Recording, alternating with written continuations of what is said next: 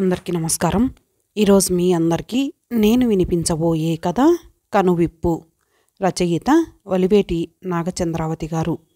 కథలోకి వెళ్ళే ముందుగా మీ అందరికీ నాదొక చిన్న విన్నపం. ఈ కథ మొదటి భాగం విన్న తర్వాత ఈ రెండవ భాగం వినండి.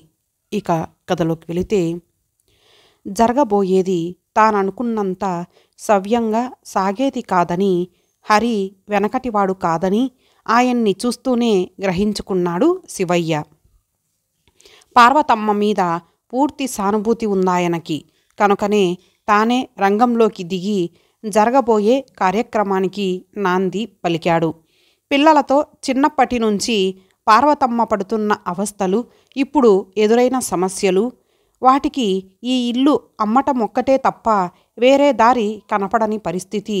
అటు హరిక, మధుక, ఇటు హరి మామగారిక అన్న సంగతి తేలకుండా వివరించి చెబుతూ పార్వతమ్మ తరపున వకాల్తా తీసుకున్నాడు.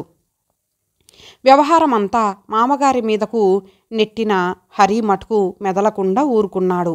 పార్వతమ్మ పడ్డ కష్టాలకు ఓదార్పు మాటలు చెబుతూనే, ఆవిడ బిడ్డల వంటిదే తన బిడ్డ కాబట్టి వాళ్ళ వ్యవహారంలో జోక్యం కలగజేసుకుంటున్నట్టు తనను అపార్థం చేసుకోవద్దని, ఇల్లు అమ్మడం తనకెంతమాత్రం ఇష్టం లేదని అన్నాడు హరి మామగారు వాగ్వివాదానికి సిద్ధపడుతూ.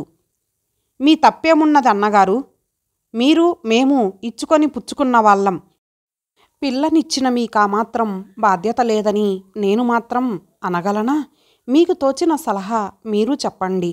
పెద్దవాడు హరి ఏమో నాకు గాని వాడి తమ్ముడికి గాని డబ్బు పంపే స్థితిలో లేడాయే. ఇటు నేను చూద్దున అద్దె డబ్బులతో ఇల్లు గడవక, ఊరి నిండా అప్పులతో గుండెల మీద కుంపటిలాంటి ఎదిగిన ఆడపిల్లల్ని పెట్టుకొని రోజు గడవక అఘోరిస్తున్నాను. ఆ రెండోవాడి చదువొకటి మెడకో డోలై కూర్చుంది. చదవమనటానికి లేదు, మానమనటానికి లేదు. వాణ్ణి బిఈకి పంపకపోయినా బాగుండేది.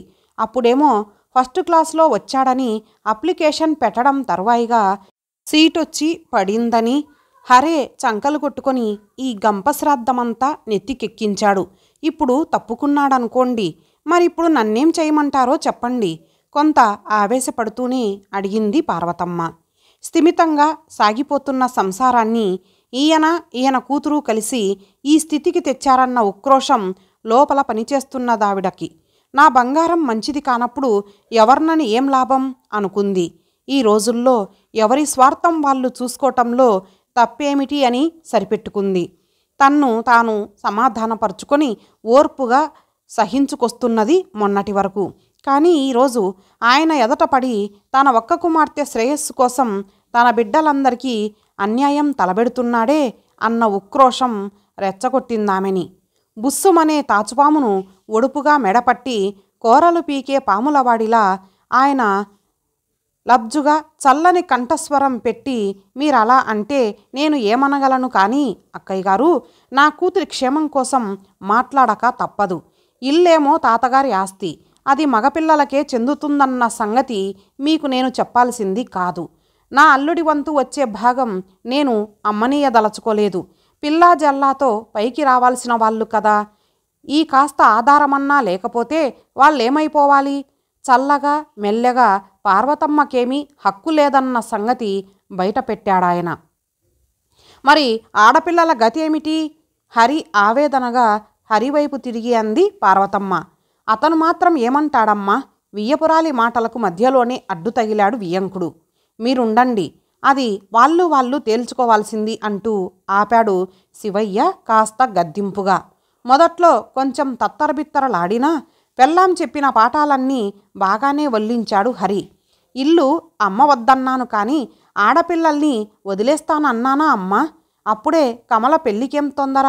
మధు చదువయ్యేలోగా దీని చదువు పూర్తవుతుంది.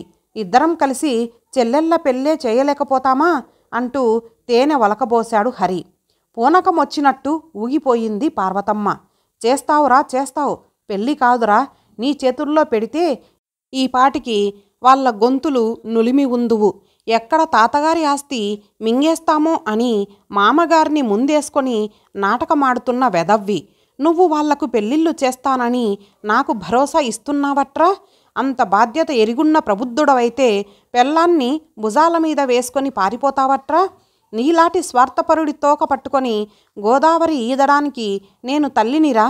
బిచ్చెమెత్తుకున్నా నా బిడ్డల్ని పెంచుకుంటాను గాని ఇక నీ ముందు చెయ్యి జాపను. ఆఖరి మాటల దగ్గరకొచ్చేసరికి డగ్గుత్తికలో గొంతులోకొచ్చిన దుఃఖాన్ని బలవంతాన అణచుకున్నది ఆవిడ. శివయ్య కలగజేసుకుంటూ, ముందు సంగతి ఆలోచించుకోకుండా ఎందుకమ్మా వదిన అంత తొందరపడతావు అని పార్వతమ్మను సమాధానపరుస్తూ హరివంక తిరిగి, సరే కమల పెళ్లి సంగతి నువ్వు చెప్పినట్టు తర్వాతే చూడవచ్చనుకో. మరి మధు చదువు ఆపడమెలా? ఇప్పుడు ఈ స్టేజిలో వాడి చదువు కన్నా డబ్బు పంపడానికి నీకు వీలవుతుందా లేదా? ఖచ్చితంగా చెప్పు అంటూ నిగ్గదీశాడు. నెల నెల 100 రూపాయలు పంపడానికి ఇబ్బందిగానే ఉంది మరి అని నాంచాడు హరి. అతని నాంచుడు చూస్తే శివయ్యకు తట్టుగాలి రేకెత్తుకొస్తున్నది. ఇటు తల్లికి పంపక అటు తమ్ముణ్ణి చూడక ఇక వీడికున్న పెద్ద ఖర్చులేమిటి? హరి వాలకం చూశాక పార్వతమ్మకి ఆగ్రహం, ఆవేశం మళ్ళీ కట్టలు తెంచుకుంది. వాడేమీ పంపనక్కర్లేదులే మరిది, ఎవళ్ళకున్నది వాళ్ళే తింటారు. వాడి వాటా వాణ్ణి జాగ్రత్తగా రిజిస్టరు చేసుకుపొమ్మను. తెగనమ్ముకునే చదువుకుంటాడో తాకట్టే పెట్టుకుంటాడో వీడిది వీడు చూసుకుంటాడు అంది పుల్ల విరిచినట్టు. హరి ఏమంటాడో అని వాడి వంక ఆశగా చూస్తున్న శివయ్యతో, ఇక లే మరిది, ఆ సంగతి చూడు, వాడు దానికోసమే వచ్చాళ్లే అంటూ లేచి చక్కాబోయింది అక్కడ్నుంచి. తల్లి వెళ్ళిన వైపే చూస్తూ, అది కాదు చిన్నాన్న, నేనెలా చదువుకున్నానో వాణ్ణి అలాగే అని జావకారిపోతూ మాట జార్చేస్తున్న అల్లుడికి అడ్డం పడుతూ, బావగారు కష్టమో నిష్ఠురమో అక్కగారన్నట్టు కానిస్తేనే బాగుంటుంది అంటూ కంగారు పడిపోయాడు హరి మామగారు. ఆయన వంక ఈసడింపుగా చూస్తూ, నిజమే చిన్నాన్న, ఎవరిది వాళ్లకు రిజిస్ట్రేషన్ అయితేనే మంచిది అన్నాడు మధు మొదటిసారిగా నోరు విప్పుతూ. అక్కడితో ఆ విషయం నిష్కర్షగా తేలిపోయిందన్న మాటే కానీ మరో దాని దగ్గర ముక్కట్టుకున్నది. ఉన్న అప్పు కూడా అన్నదమ్ములిద్దరికీ చెరిసగమని హరి మామగారు అనటంతో పార్వతమ్మ ససేమిరా అంగీకరించలేదు. అది పూర్తిగా హరి చదువు పెళ్లి నిమిత్తం అయిన మొత్తం, అది ఎంతమాత్రము మధు పైన రుద్దడానికి వీల్లేదన్నది. అలా అయితే మధు చదువు పెళ్ళి అయ్యేదాకా నోరు మూసుకోండి అన్నది. దానితో మొదటికే మోసమొచ్చిందనుకున్న వియ్యంకుడు అప్పటికప్పుడు తనే ఆ 4,000 మదుపు పెట్టి అప్పు తీర్చి రిజిస్ట్రేషన్ చేయించి ఊపిరి పీల్చుకున్నాడు. అప్పటికి గాని తాను కూతురికి చేయగలిగినంత సాయం చేశానన్న తృప్తి కలగలేదాయనకు. మధుకొచ్చిన భాగం అమ్మే కంటే దానిమీద అప్పు తెచ్చుకుంటేనే ఎప్పటికైనా ఆమెకు మాట రాదన్న శివయ్య సలహా శిరసా వహించింది పార్వతమ్మ. ఒకసారి ఎదురుదెబ్బ తిన్నాక వెంటనే తప్పుదారిన పడరెవ్వరు. మధు మాత్రం ఇప్పుడు తనవాడైనా ఎప్పటికెవరో ఎవరిని నమ్మలేని స్థితిలో ఉందామె.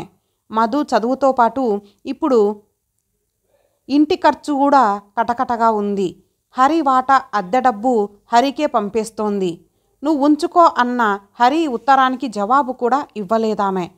ఇటు ఆడపిల్లల చదువులకి ఫీజు లేదన్న మాటే కానీ పుస్తకాలని పెన్సిళ్ళని పైఖర్చు ఉండనే ఉన్నది. క్రమక్రమంగా పార్వతమ్మ పరిస్థితులకి లొంగిపోక తప్పలేదు. ఆలోచనలు మారాయి. ఊరుకున్నదే చాలన్నట్టుగా తప్పించుకుంటున్న హరినెందుకు వదిలేయాలి? మధు మీదే పూర్తిగా ఎందుకు ఆధారపడాలి? తల్లిని నేనే ఎందుకు వెనకాడాలి అనుకుంటూ హరి వాటా డబ్బు కూడా తర్వాత వాడుకుంటూ వచ్చింది. తన వాటాల అద్దె డబ్బు తల్లి తీసుకుంటున్న తర్వాత కానీ హరి మనసు కుదుటపడలేదు. అప్పటిదాకా లోకానికి విరుద్ధంగా తల్లికి చెల్లెళ్ళకి ద్రోహం చేస్తున్నానన్న మదన వ్యాకుల పెడుతూనే ఉంది లోపల. అంతలోనే నే చెప్పలేదటండి, పూర్తిగా తల్లి ఆడపిల్లలు తన మీదే పడి తింటుంటే అతను మాత్రం ఊరుకుంటాడటండి. ఏదో జరిగే ఉంటుంది మీకు కాబట్టి నేను అన్నాళ్ళు బోధించాల్సి వచ్చింది. కానీ ఈ రోజుల్లో ఒకళ్ళు నేర్పే సంగతులటండి ఇవి అన్న కళ్యాణి మాటలు నమ్మాడో లేదో కానీ అలా జరిగితే బాగుండునని మాత్రం ఎందుకో అనిపించింది అతనికి. తప్పు చేసిన వాడికి ఇంకో తప్పు చేసేవాడు ఉన్నాడంటే మనసు సంతృప్తిగా ఉంటుంది. ఈ గందరగోళంలో కమల పెళ్ళి అనుకోకుండానే అడుగున పడిపోయింది. కమల పీయూసీ పాస్ అయి ఊరికే కూర్చోలేక టైపు షార్ట్ హ్యాండు కూడా నేర్చుకొని పరీక్షలకు వెళ్ళేనాటికి మధు చదువు పూర్తయింది. కడసారిది లక్ష్మి 5th ఫారంలోకి వచ్చింది.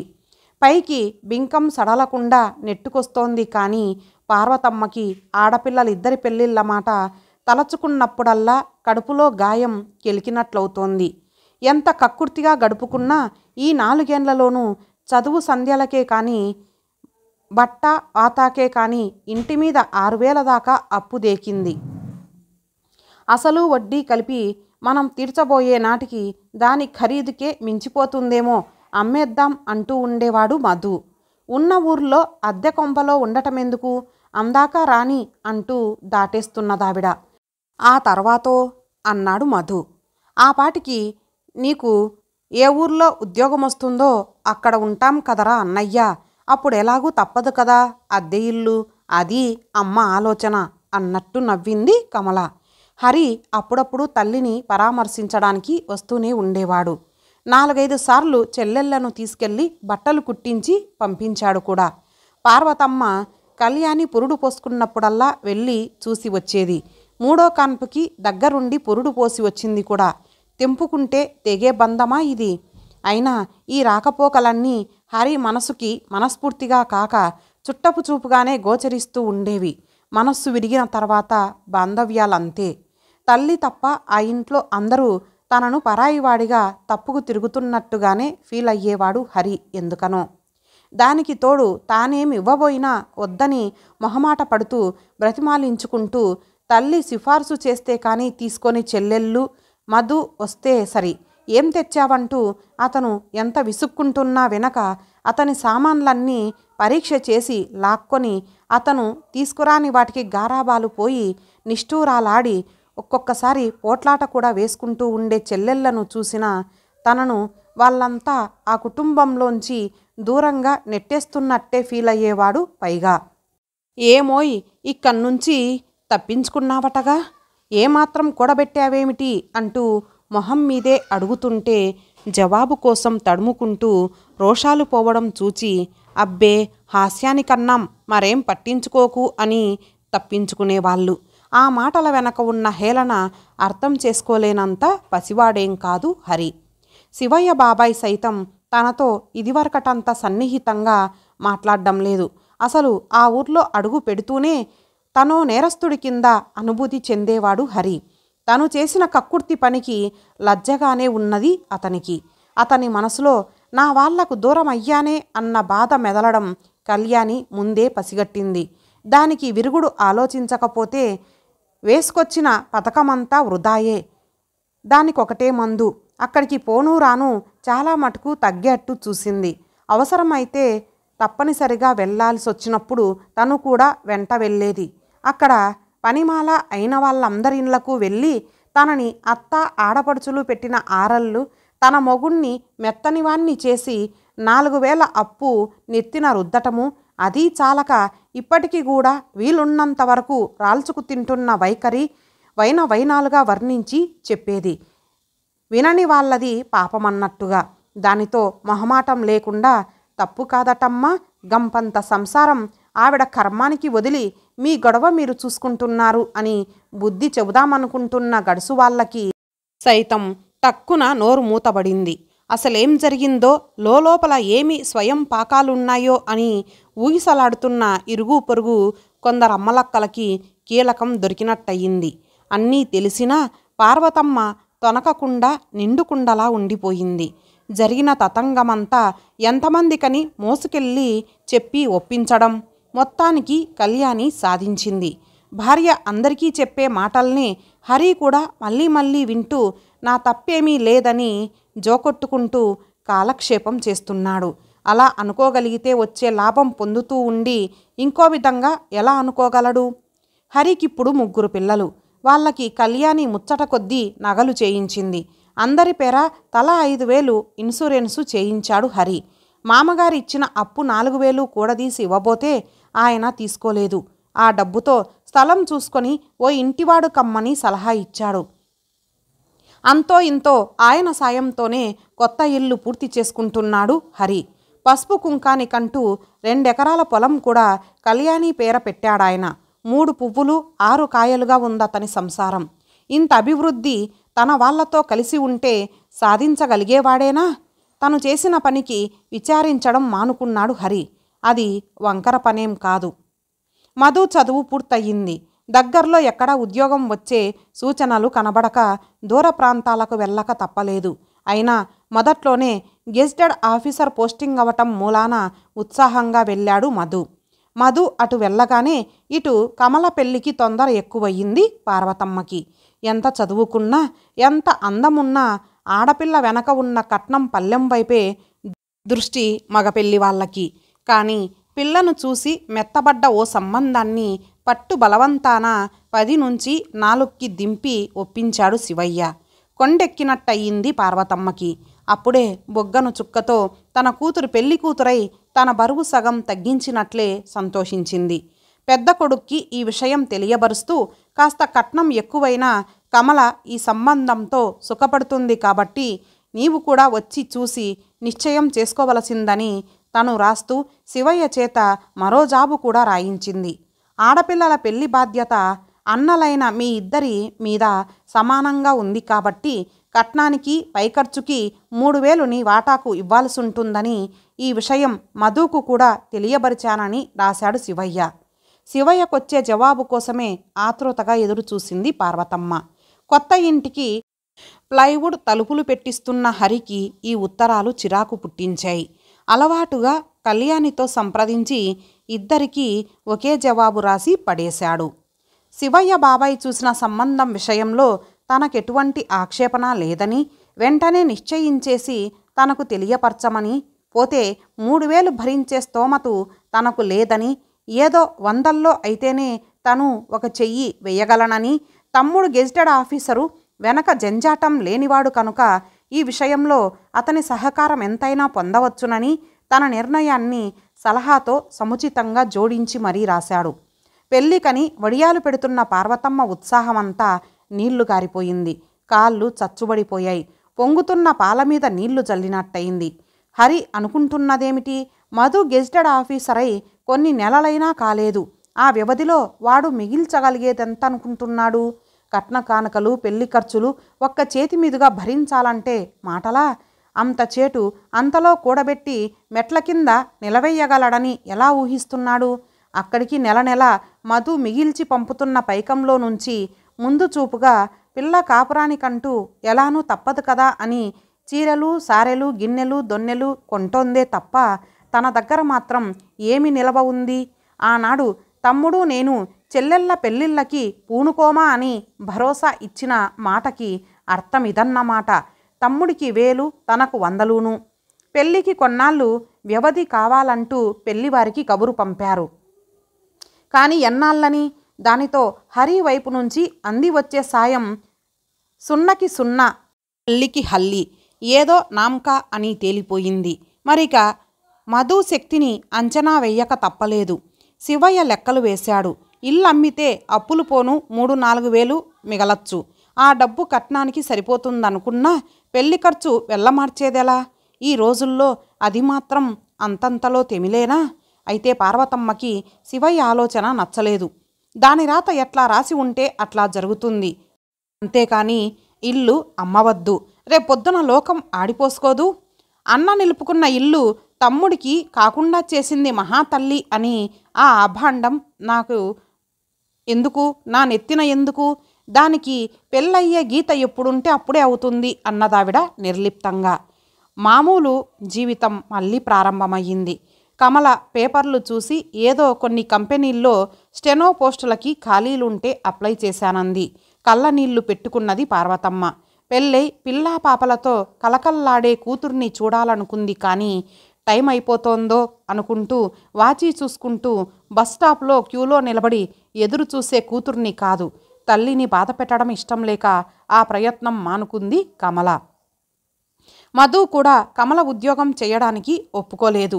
ఉద్యోగం చేయడం మొదలుపెట్టిన ఆడపిల్లల జీవితాలు ఆ గాడిలోనే చాలా మటుకు ఉండిపోతాయని అతని భయం. తప్పనిసరి అయితే తప్ప స్త్రీకి సంసారంలోనే సార్థకత లభిస్తుందని అతని నమ్మకం. ఇల్లు తెగనమ్మైనా కమల పెళ్లి చెయ్యాలనే అతని సంకల్పం. కానీ అది కూడా సరిపోదని తెలిసిపోయాక అన్న మీద కోపం ముంచుకొచ్చింది అతనికి. ఈ సంఘటనతో వాళ్ళ మనసులకి హరి మరికాస్త దూరమయ్యాడు. మధు మరికంత సొమ్ము వెనకేసేదాకా కమల పెళ్లికి వాయిదా వేయక తప్పలేదు. దానితో చేతికి అంది వచ్చిన సంబంధం, అన్ని విధాల యోగ్యమైన సంబంధం చేజేతులా వదులుకోవాల్సి వచ్చింది. 1 ఏడాది ఇట్లా గడిచిపోయినాక కమలకొచ్చే సంబంధాల కన్నా మధుకొచ్చే సంబంధాలు ఎక్కువైనాయి. వయసులో ఉన్న కుర్రాడు, పైగా గెజిటెడ్ ఆఫీసర్ హోదాలో మెరిసిపోతున్న యువకుడంటే ఏ ఆడపిల్ల తండ్రికైనా ఆశే కదా. కానీ వచ్చి తొందరపడుతున్న వరాన్వేషకుల కల్లా పార్వతమ్మ ఖరాఖండిగా చెప్పేసింది, ఆడపిల్ల పెళ్ళయ్యేదాకా వాడి పెళ్ళి తలపెట్టే పనే లేదని. ఒకసారి బొప్పి కట్టింది కదా, అది నిజమే అనుకున్నాడు శివయ్య. తన దగ్గరకొచ్చి ఆ సంబంధం కుదిర్చిపెట్టమని తరుముతున్న వాళ్ళకి ఆ మాటే చెప్పి పంపేస్తున్నాడు. ఉన్నట్టుండి మధుకి అన్నగారింటికి రాకపోకలెక్కువైనాయి. తను ఉద్యోగం చేస్తున్న ఊరికి తల్లిగారింటికి నడుమ అన్నగారుండే ఊరవటం మూలాన వచ్చేటప్పుడో వెళ్ళేటప్పుడో ఏదో పలకరింపుగా అక్కడ దిగే అలవాటు రాను రాను తప్పనిసరిగా తయారయ్యింది. కళ్యాణి మంచి మాటకారి. చదువు సంధ్యలు లేకపోయినా చెప్పింది చెప్పకుండా ఎదుటి వాళ్ళకి విసుగెత్తకుండా ఆకర్షణీయంగా కబుర్లు చెప్పడంలో ఆవిడకావిడే సాటి. పెద్ద ఇంజనీర్ అయిన మరిదంటే ఆమెకి సహజంగానే అభిమానము గౌరవము ఏర్పడింది. అతనితో కబుర్లు పెట్టుకునే నెపం మీద అత్తగారింటి సంగతులు ఈలలు తీయను వచ్చును. మధు కొంతకు కొంత సత్యకాలపు మనిషనే చెప్పాలి. ఈ ప్రపంచంలో మకిలి ఇంకా అంటలేదతన్ని. ఇక హరికైతే అతను వచ్చిపోవటం పండగలాగే ఉండేది. డబ్బు విషయంలో తప్ప తన వాళ్లతో ఎంత సన్నిహితంగా ఉండగలిగితే అంత సంతోషం అతనికి. పిల్లలు కూడా మధు తెచ్చే చిన్న చిన్న బహుమానాలతో అతనొస్తే చాలు బాబాయ్ బాబాయ్ అంటూ ఎగబడ్డం మొదలుపెట్టారు. మధు స్వతహాగా చురుకైనవాడు, ఉత్సాహం కలవాడు. పైగా ఆ వయసులో లోకమంతా పచ్చగా కలకలలాడుతూ కనపడ్డం సహజం. అతని మనస్తత్వానికి అమ్మగారింట్లో కనిపించే నీరసం నిశ్శబ్దం అంతగా సరిపడదు. తల్లి సీరియస్గా ఒప్పజెప్పే జమా ఖర్చుల కంటే వదిన దొర్లించే కొత్త సినిమా కబుర్లు రుచిగా ఉంటున్నాయి. ఉసూరుమంటున్న చెల్లెళ్ళ ముచ్చట్ల కంటే అన్నగారి పిల్లల చిలిపి కవ్వింపులే బాగుంటున్నాయి. ఎందుకా మనుషులింత నిస్సారంగా ఉంటారు అనుకుంటాడు అప్పుడప్పుడు. ఆ వీలు చూసుకొని మరో ఎత్తు వేసింది కళ్యాణి. ఆమె పినతల్లి కూతురు ఒక అమ్మాయి నిర్మలని కట్నాలిచ్చే స్థితిలో ఉండి తగిన వరుడు దొరక్క తప్పనిసరిగా క్లాసు తర్వాత క్లాసు చదువుల్లోనే మునిగిపోతూ కన్నచెర వదలక అట్టే ఉండిపోయింది. అదంటే కళ్యాణికి ప్రాణం. మధునెలాగైనా ఒప్పిస్తే పినతల్లి మెప్పు సంపాదించవచ్చు. ఆమె మనసులో మరో ఆలోచన కూడా మెదిలింది. మధుకి తమ ఊరు బదిలీ కావచ్చట. చక్క తను నిర్మల ఒక ఊర్లో ఉండవచ్చు. మధు మాత్రం వేరింటి కాపురం పెట్టకుండా ఉంటాడు అనుకున్నదే కానీ అంతా జరగాలే కానీ వేరింటి కాపురం పెట్టించలేనా అన్న ధీమా ఉంది ఓ మారుమూల. దానితో తన కొరిగేదేమీ లేకపోయినా అది ఒక రకం కాంప్లెక్సు. తప్పుదారి తొక్కిన వాళ్ళకి మనలాంటి వాళ్ళు ఇంకొకరున్నారన్న తృప్తి. అంతే. హరి కూడా ఈ విషయంలో పెళ్ళానికి అనుకోకుండానే వత్తాసుగా ఉంటున్నాడు. ఏమోయ్ మర్ది, నాకు తోడికోడలను ఎప్పుడు తెస్తావు? బ్రహ్మచారిగానే ముదిరిపోదలుచుకున్నావేమిటి కర్మ అంటూ ఎత్తుకొని, మీ అమ్మగారి మాటలు పట్టు కూర్చున్నావా? నీకు సగం వయసు గడిచిపోతుందోయ్ అంటూ పాఠాలు ప్రారంభించింది. మరిది ఆ మాటలకు ఎప్పుడైతే మెత్తగా మాట్లాడకుండా ఊరుకుంటూ వచ్చాడో ఇక విజృంభించింది కళ్యాణి. నేను అన్నానని కాదు కానీ మీ అమ్మకి ముందు నుంచి ఇదే బుద్ధి. ఎంతవరకు ఆడపిల్లల గొడవే కానీ మగపిల్లలు ఏమైపోతున్నారా అని చూడనే చూడదు. అది కనిపెట్టి ఎదురు తిరిగాననే కదూ మా మీద అంత కక్ష ఆవిడకి. మగపిల్లలు అంటూ తనని కూడా కలిపి ఒక విసురు విసిరిన వదినగారి మాట చమత్కారానికి మధు బాగానే లొంగిపోయాడు. అయినా ఏ వయసులో ముచ్చట ఆ వయసులో తీరిస్తే బాగుంటుంది కానీ ఆడపిల్లలతో నీకు పొత్తేమిటి? వాళ్ళకంటే నువ్వు పెద్దవాడివి కదా, నువ్వేమన్నా అను. ఇది మీ అమ్మ వేసిన ఎత్తు. నీ పెళ్ళైతే ఆడపిల్లలకి దోచిపెట్టడానికి వీలవదని ఆవిడ మదన ఆవిడది అంటూ కల్లా కపటం ఎరగని మధు మనసులో విషబిందు ఒకటి వదిలి చక్కా ఊరుకుంది. మధు ఆంతర్యం ఆ తేనె పలుకుల మీద తీపిని కాస్తా కాస్తా చవి చూస్తూ వచ్చింది అప్పుడప్పుడు. వదిన మాటల్లో అబద్ధమేముంది? ఎంతసేపు అమ్మ కమల పెళ్ళో అంటుందే తప్ప 25 ఏళ్ళు దాటుతున్నాయి కదా. తన మాట ఎప్పుడైనా ఎత్తిందా? పైగా ఆడపిల్లల పెళ్ళిళ్ళైతేనే కానీ తన పెళ్ళి చెయ్యనంటూ తనకొచ్చిన సంబంధాలన్నీ తిరగ్గొట్టేస్తోందట కూడాను. అది చాలదా ఆమె పక్షపాత బుద్ధికి నిదర్శనం? మధు మనసులో పిపీలకలాంటి చిన్న పురుగు పుట్టి తొలవటం మొదలుపెట్టింది. అది పెరిగి పెద్దదై విషాన్ని వెలగక్కడం మొదలుపెట్టింది అనటానికి సాక్ష్యంగా ఒకనాడు శివయ్య ఏదో పని మీద హరి ఇంట్లో దిగాల్సి వచ్చింది. అప్పుడే మధు కూడా పండక్కి అన్నగారి ఆహ్వానం మీద వచ్చి ఉన్నాడు. ఇదే సమయమని కళ్యాణి భోజనాల దగ్గర కమల సంబంధాల మాటలు ఎడతెరిపి లేకుండా చెబుతున్న శివయ్య గారితో, కమల పెళ్లి మాట సరే కానీ మాకు చెల్లెల్ని తెచ్చేదెప్పుడు? మా మరిది తొందరపడుతున్నాడు మరి అంటూ హాస్యమాడింది. ఆవిడ హాస్యానికి అడిగినట్టుగానే అడిగినా శివయ్య సరిగ్గానే సమాధానమిచ్చాడు. వయసొచ్చిన ఆడపిల్లని ఇంట్లో ఉంచుకొని ఇప్పుడు వాని పెళ్లికి తొందర ఏమిటమ్మా? ఇవాళ కాకపోతే రేపవుతుంది అన్నాడు శాంతంగా. అదేమిటండి అలాగంటారు? అతనికొచ్చిన సంబంధాలన్నీ ఇలాగే చెప్పి తిరగగొడుతున్నారా ఏమిటి కర్మ? ముద్దొచ్చినప్పుడే చంకనెక్కమని శాస్త్రం. ఇప్పుడొచ్చిన మంచి మంచి సంబంధాలన్నీ వెనక్కి నెట్టేస్తే రేపెవరైనా పిల్లనిచ్చేవాళ్ళు మిగిలేనా? ఎవరికి వీలైనప్పుడు వాళ్ళకి చేసేయాలి కానీ అంటూ సాగదీసింది కళ్యాణి మర్ది వైపు సానుభూతిగా చూస్తూ. ఏమో మరి వదిన అభిప్రాయమిది అని తేల్చేశాడు శివయ్య. కుండ బద్దలు కొట్టినట్టు మీకులాగే వాడు తప్పించుకుంటే వాళ్ళ గతి ఏమిటి అని అడగలేక మధు మెదలకుండా ఊరుకున్నట్టే ఊరుకొని, నేనొక ఇంటివాన్నవటం అమ్మకే ఇష్టం లేదు, నీకెందుకు వదినా అంత తాపత్రయం అన్నాడు చటుక్కున. మధు అన్న మాటలకు పిడుగు పడినట్టు నిర్గాంతపోయాడు శివయ్య. తన మాటలెంతవరకు పనిచేసినాయో తెలుసుకున్న కళ్యాణికి లోలోపలే ఒకానొక గర్వరేఖ మెరిసింది. శివయ్య వెళ్ళిపోయాక మర్దితో మంత్రాంగం జరిపింది. నీకెందుకు, పిల్లనిక్కడికే పిలిపించి మంచి రోజు చూసి నీకు కబురంపుతాము. నువ్వు వచ్చి చూసి సరేనన్నావంటే ఆ పైన మీ అమ్మ ఎవరికోసం ఒప్పుకుంటుంది అని అతని చేత అవుననిపించుకొని మరీ పంపించింది. వారం రోజుల తర్వాత మధుకి 2 ఉత్తరాలు వచ్చాయి. ఒకటి అన్నగారి దగ్గర నుంచి, వాళ్ళు వచ్చారని, ఫలానా రోజు మంచిది కాబట్టి వచ్చి చూసి వెళ్ళవలసిందని రాశాడు. రెండోది కమల రాసింది. ఎప్పుడూ ఇంత పెద్ద ఉత్తరం రాయలేదే అనుకుంటూ ఆశ్చర్యంగా విప్పాడు. అన్నయ్య, ఇంత పెద్ద ఉత్తరం చూసి హడలిపోకు సుమా. ఉత్తరం ఎంత బరువుగా ఉన్నా దీని సారాంశం మటుకు నీకు సమస్యలు తెచ్చిపెట్టేది కాదు. చిన్నాన్నతో నువ్వన్న మాటలు అమ్మ చెవిన పడ్డాయి. ఏం ఉలిక్కి పడుతున్నావా? లేదేమోలే, బహుశా అమ్మకి తెలియాలనే ఆయన ముందు నువ్వు ఆ మాట అని ఉంటావని నేను అభిప్రాయపడుతున్నాను. నిజమే కదూ? నీవు పెళ్లి చేసుకొని ఓ ఇంటివాడివి కావటం అమ్మకే ఇష్టం లేదని అంటావా? అది చిన్నాన్న ఎదటనా?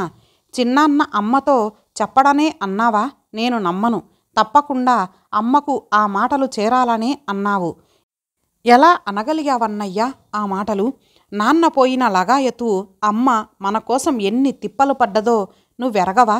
తాతగారింట్లో అమ్మ అనుభవించిన ఆరళ్ళు సరిగ్గా గుర్తు లేకపోవచ్చు కానీ వేరైన తర్వాత ఎదురైన సమస్యలైనా జ్ఞాపకం లేవా నీకు? ఆ కష్ట పరంపరలన్నీ మనలో ఏ ఒక్కరి కోసమో పడిందని నీవు మనస్ఫూర్తిగా అనగలవా? పోనీ ఆడపిల్లల కోసమే ఆవిడ పడే పాటలన్నీ అని నీవు అభిప్రాయపడ్డావనుకున్నా దానికైనా తగిన కారణాలు చూపగలవా? అమ్మ మాకెక్కువ మీకు తక్కువ చేసిందెప్పుడు? శక్తి లేకపోయినా సగం కడుపు మార్చుకుంటూ మీకు పెద్ద చదువులు చదివించిందెందుకు? మాకోసమనా? 4000 అప్పు మీద పడిందని వదిన అమ్మని అపార్థం చేసుకొని ఉండవచ్చు. కానీ ఆనాడు అమ్మ చిన్నాన్న సలహానే పాటించి అన్నను ఏ కోమటి కొట్లోనో గుమస్తాగా చేర్పించి ఉంటే ఈనాడు ఏ స్థితిలో ఉండేవాడు? అది వదినకు చెప్పలేనంత పసివాడా పెద్దన్నయ్య? సరే, పెద్దన్నయ్య సంగతి అలా ఉంచు. నువ్వు ఉదారంగా ఒప్పేసుకున్నావు కదా అని అమ్మ నీ వాటా ఇల్లు అమ్మి నా పెళ్ళి చేసుంటే ఏం చేసేవాడివి? నా మేలే దృష్టిలో ఉంచుకున్నదైతే అలా ఎందుకు చెయ్యలేదంటావు? ఆవిడకందరూ సమానమైన వాళ్లే కనుక. పెళ్ళికి ఎదుగున్న ఆడపిల్లలుంటే మగపిల్లాడికి పెళ్లి మాట తలపెట్టరు మన ఇళ్లల్లో. ఆ సాంప్రదాయం ఊరికే పుట్టిందనుకుంటున్నావా? తల్లులందరూ మగబిడ్డల్ని గాలికొదిలేసి ఆడకూతుర్లని కావిలించుకొని కూచుంటున్నారు అనుకుంటున్నావా? నీ చేతి మీదుగా, పెద్దన్నయ్య చేతి మీదుగా నా పెళ్ళి జరగాలని నువ్వు పెళ్లిపీటల మీద కెక్కుతుంటే నిన్ను కలత పెట్టే బరువు బాధ్యతలేవి వెనక నుంచి నిన్ను కృంగదీయరాదని అమ్మ అనుకోవడంలో అసహజమేమీ లేదే. ఇందులో మిమ్మల్ని గోతిలోకి తోస్తున్నదని, మమ్మల్ని కొండెక్కిస్తున్నదని నువ్వెలా అనుకున్నావు? ఇన్నాళ్ళు మీ అన్నదమ్ముల సంపాదన మీదనే అన్నం తింటున్నామనుకో, చేతికున్న 5 వేళ్ళు సమానమేనన్న ధోరణిలో కన్నది కాబట్టి అమ్మ ఇప్పటిదాకా సాకుతూ వచ్చింది మనల్నందర్నీ. కాదు, ఏ వేలి కావేలే అని మీరిద్దరూ పాఠాలు చెబుతున్నారు. నిజమే, మా బాధ్యత తలకెత్తుకోవాల్సిన అవసరం మీకు లేదు. మీ దయా ధర్మ భిక్షాల మీద ఆధారపడాల్సిన వాళ్ళం మేము. కానీ ఒక తల్లి కడుపున పుట్టాం గనుక మనమంతా సమానం అన్న భ్రమలో ఉన్నాము. క్షమించన్నయ్యా, ఏదో ఆవేశంలో రాసుకుంటూ పోతున్నాను. నువ్వు చిన్నాన్న దగ్గర అన్న మాటలు అమ్మ విన్న దగ్గర నుంచి అమ్మ పడుతున్న ఆవేదన చూస్తూ భరించలేక ఏమేమో రాశాను. ఇక అసలు సంగతికి వచ్చేస్తాను. నీకో మంచి వార్త. శారద నీకు తెలుసు కదూ, లక్షాధికారి నరసయ్య గారి ఏకైక పుత్రిక. నీకిస్తామంటూ కబురు చేశారు. కట్నమంటూ వేరే లేకపోయినా ఆస్తి అంతా అమ్మాయిదే అని వేరే చెప్పనక్కర్లేదనుకుంటాను. మరిక శారద బంగారు బొమ్మే, నీకు తెలుసుగా. నీవెప్పుడొస్తే అప్పుడే ఖాయం చేద్దామని అమ్మ తొందరపడుతోంది. ఈ ఉత్తరం చూసిన వెంటనే వస్తావు కదూ. మరో శుభవార్త. మన పక్క ఊర్లోని ఫలానా కంపెనీలో నేను టైపిస్టుగా సెలెక్ట్ అయ్యాను. అమ్మ చెల్లెళ్ళ భారం మరి నువ్వు మొయ్యనక్కర్లేదు. ఇన్నాళ్ళు మా కష్ట సుఖాలు కనిపెట్టినందుకు నా కృతజ్ఞత. ఇట్లు కమల. ఉత్తరం పూర్తి చేసి మధు కళ్ళు మూసుకొని చాలాసేపు అలానే ఉండిపోయాడు వాలు కుర్చీలో.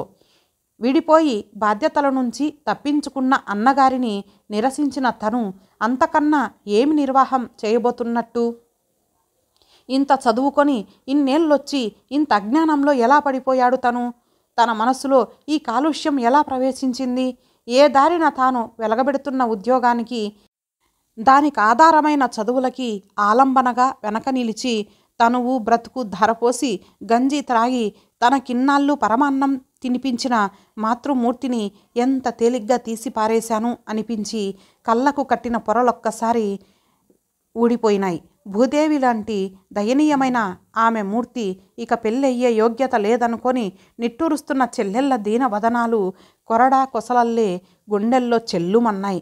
ఛట్, నాకిప్పుడు పెళ్ళి వద్దు అనుకున్నాడు.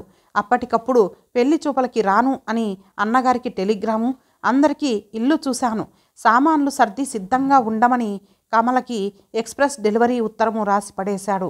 ఆశ్చర్యంగా ఇదేమిట్రా అదార్తుగా అని ఎదురొచ్చిన తల్లికి, నేను కృతజ్ఞుడిని కాకుండా ఉండాలంటే మీరు నా ఎదురుగా ఉండాలమ్మా అంటూ నవ్వుతూ సమాధానమిచ్చాడు మధు. ఇంతటితో ఈ కథ సమాప్తం. మరలా మరొక మంచి కథతో కలుద్దాం. అంతవరకు సెలవు. నమస్తే.